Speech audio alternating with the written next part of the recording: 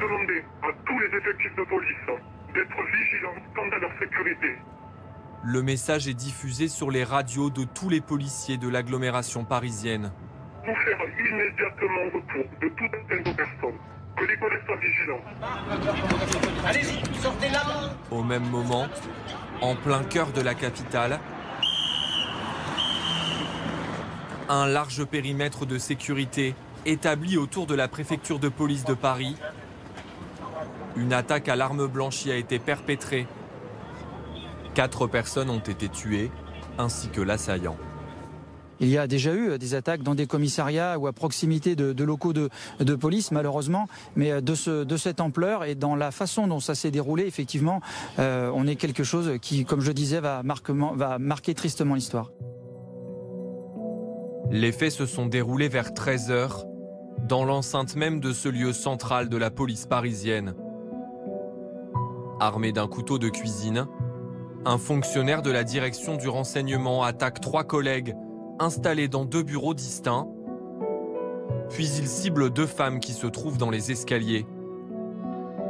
Une fois dans la cour, un policier le somme de lâcher son couteau. Il tire sur l'assaillant avec son arme de service et le blesse mortellement. En résonnant dans les locaux, la détonation donne l'alerte. Je me trouvais à les bureaux, là où l'escalier monte chez le préfet.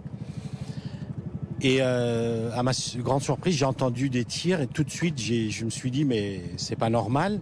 Quelques instants après, j'ai vu 3 policières, elles pleuraient et j'ai pu rien faire pour eux. Et les collègues aussi ils pleuraient, donc je me suis dit, ça doit être grave. Au sein de la préfecture, beaucoup de fonctionnaires sont pris de panique. Tout le monde a eu peur, tout le monde est descendu à une vitesse dans la cour, tout le monde a eu peur, hein. Personne ne s'attendait. Hein. Il y a de la panique quand même, mais bon, on connaît bien les collègues et quand ils nous disent de bouger, on s'exécute parce que c'est pour notre sécurité automatiquement. C'est très angoissant parce que c'est violent, quoi. D'un coup, on ne comprend pas ce qui se passe vraiment.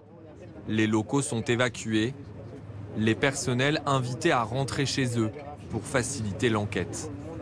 Il y a des gens qui travaillent en permanence et H24 et puis il y a surtout beaucoup de badauds et des gens qui viennent régler leurs problèmes administratifs dans cette enceinte. Donc c'est un endroit qui est effectivement très fréquenté, mais le savoir-faire des policiers a fait qu'il y a une évacuation en règle qui a été pratiquée dans le calme absolu. Pour les éventuels témoins, pour ceux qui en font la demande, une cellule psychologique a été ouverte. Le bilan de l'attaque est très lourd.